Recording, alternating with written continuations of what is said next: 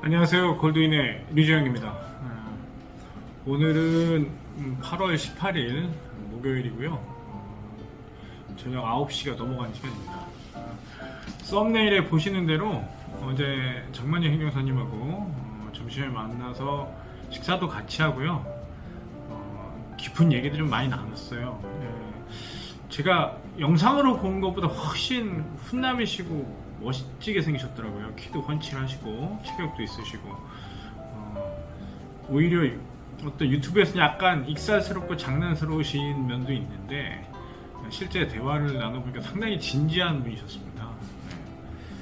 그리고 그 10년 이상 이제 출입국 업무를 하시면서 이제 소신이 있으셨어요.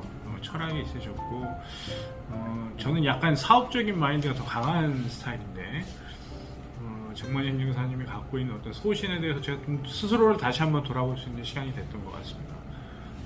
하여튼 상당히 의미 있는 시간이었고 제가 정만희 행정사님께 뭐 어줍지 않게 뭐 때와 운의 얘기를 했는데 시간의 문제시다는 느낌을 계속 받았습니다. 말씀을 나누면서 어떤 형태로든 아마 정만희 행정사님하고 함께 어떤 길을 가지 않을까 하는 그 막연한 아니요, 막연한 게 아니고 좀 그런 느낌이 자꾸 와요. 그래서 어떤 그 상생의 어느 시너지가 날 거라는 그런 예감이 좀 듭니다. 하여튼 정만희 행정사님 어제 점심 감사하고요.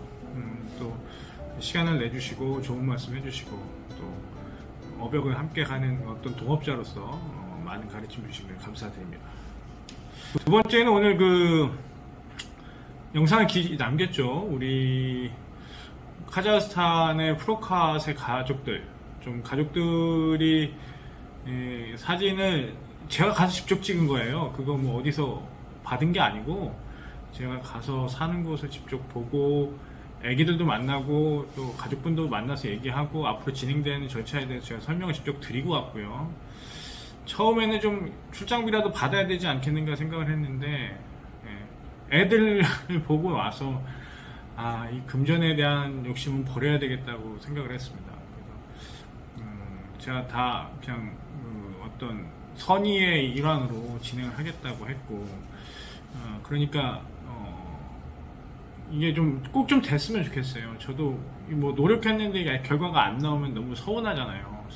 또 애기들 보니까 너무 안타깝고 오늘 뭐 또 우리 김영진 국장님 통해서 베트남 불법 체류자 3세 아이의 또 보호일시 해제권에 또 문의를 해주셨는데 일단 그 문제도 제가 볼 땐 이 카자흐스탄이 가정이 먼저 해결이 되면 그 부분도 어쩌면 가능하지 않겠나 이렇게 판단이 들었어요. 요거 먼저 해보고 말씀을 드리겠습니다 라고 말씀을 드렸습니다. 다음 주 수요일 정도 진행을 할 예정인데 여러분들 좀 댓글을 달아주세요. 댓글이 아직 저조해요. 출입국 소장님한테 진짜로 첨부를 할 겁니다. 이렇게 많은 분들이 보일시 해제를 원하고 있다. 이분 지금 사실 그 잔고가 부족해요.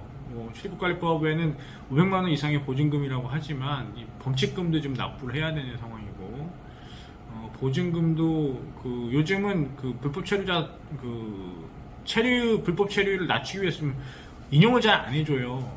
그래서 2천만 원 보증금이 확보가 되지 않으면 안 되거든요. 이런 상황에서 좀 반드시 좀 여러분의 댓글과 응원이 좀 필요한 상황입니다. 좀 절실해요.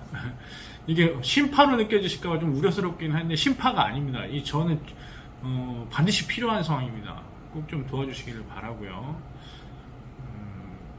다음 주 수요일 정도 할 거기 때문에 이제 뭐 한 5일 정도 남았어요. 좀 댓글 좀 많이 달아주시길 바랍니다. 여기 링크는 여기 해놨습니다. 셋째는 오늘은 정만희 행정사님을 만나고 또 이종욱 교수님 얘기를 안 할 수가 없었어요. 그래서 오늘은 불법 기승업체에 대해서 좀 얘기를 해봐야 될 것 같습니다.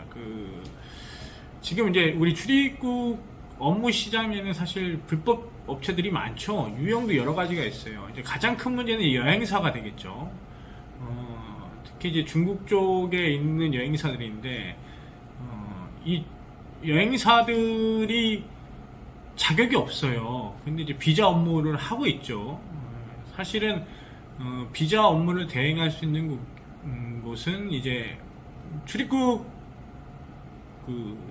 대행기관으로 등록된 업체만 가능해요. 그 자격도 행정사와 이제 변호사만 가능하죠. 근데 이제 무자격인데 그냥 여행사에서 서류 대행이나 비자 접수를 해주겠어요. 이거는 문제가 뭐냐면 중국에서는 여행사가 그 일을 하기 때문에 그래요. 행정사라는 직책이 없고, 그래서 이제 간판만 행정사를 달았던지 행정이라는 용어를 써서 같은 그 중국인들을 혼동을 시키죠. 그러니까 지금 대림동의 시장이 상당히 악화되는 것 같습니다. 예. 저는 지금 안산에 나와서 중국 동포들만 대상으로 하는 것은 아니기 때문에 여러 가지 비전을 하고 있어서 뭐 좀 그런 대림동의 어떤 시장의 악화를 간접적으로 받지는 않지만, 직간접적으로 받지는 않지만 상황은 알고 있거든요. 좀 우려스러운 부분 때문에 이종욱 교수님이 이 부분에 좀 달아달라고 얘기를 하셨어요. 좀 늦게 얘기를 꺼내게 됐는데, 여행사들의 불법 그 상행위에 대해서는 좀 단속이 사실 필요하긴 해요. 이게 계속 두고만 볼 수는 없거든요. 이게 엄밀하게 말하면 이제 무자격이기 때문에 행정사법 위반에도 해당이 되고 출입국 관리법 위반이기도 하죠. 왜냐하면 여행사는 여행사업을 해야 되는데 여행사에서 행정사와 관련된 업을 한다는 것은 솔직히 말하면 체류자격의 활동이에요. 그것도 체류자격의 활동으로 다시 처벌을 받을 수도 있습니다. 그리고 무자격사가 상행위를 했을 때는 또 상법에 또 그 저촉을 받아요. 그 다음에 만약에 행정사 경쟁업체에서 영업방해를 또 신고를 하면 영업방해죄까지 해당이 됩니다. 무려 한 4가지 정도의 법에 해당이 될 수 있고, 벌금도 2천만 원 이하에 처해질 수도 있어요. 징역 2년 이하, 벌금은 2천만 원 이하의 그 처벌도 받을 수 있는 거예요. 물론 이제 그 어떤 법을 적용하냐에 따라 좀 다르지만, 맘먹고 걸으면 얼마든지 걸을 수 있는 거죠. 그래서 이런 여행사들에 대한 어떤 그 불법 행위에 대한 사실 단속이 좀 필요하기도 하고, 이런 걸 운영하는 분들이나 이걸 이용하시는 분들도 사실 알고 접근을 해야 돼요. 잘못하면 피해를 받을 수 있어요. 문제가 되는 업체는 이제 직업 소개예요. 직업 소개소, 인력사무소. 근데 이제 정상적으로 등록하고 있는 업체는 문제가 안 됩니다. 근데 이제 정상적으로 등록하지 않고 직업 소개라고 얘기하고 운영하고 있는 업체들이 문제인 거예요. 지금 지금 거론하면 얼마든지 좀 드러낼 수 있는데, 틱톡하고 유튜브 상에 지금 그 자격이 없는 그 외국인들이 업체 홍보를 해요. 요거 체류자격 활동으로 큰 처벌 받습니다. 강제 출국당합니다. 그것도 문제고, 국내인들도 그래요. 이게 지금 직업 매칭을 하는 게 직업 안정법에 어긋나거든요. 이걸 거듭 얘기를 하지만 문제의 심각성을 못 느끼죠. 근데 그 법무부에서 매년 단속합니다. 실제로 기사화 되고요. 전반기 한 번, 후반기 한 번씩 단속해서 한 800명씩 처벌을 받아요, 실제로. 그거 안일하게 생각했다가 개인적으로 그 손해가 크죠. 아까 말씀드린 이게 출입관리법 위반인 경우에는 벌금이 2천만 원 이하 떨어져요. 그러면 외국인이 신분에서 무조건 강제 출국을 해야 되고, 국내인도 형사처벌을 받으니까 상황이 좋지 않죠. 이 부분에 대한 좀 인지를 해야 될 것 같고요.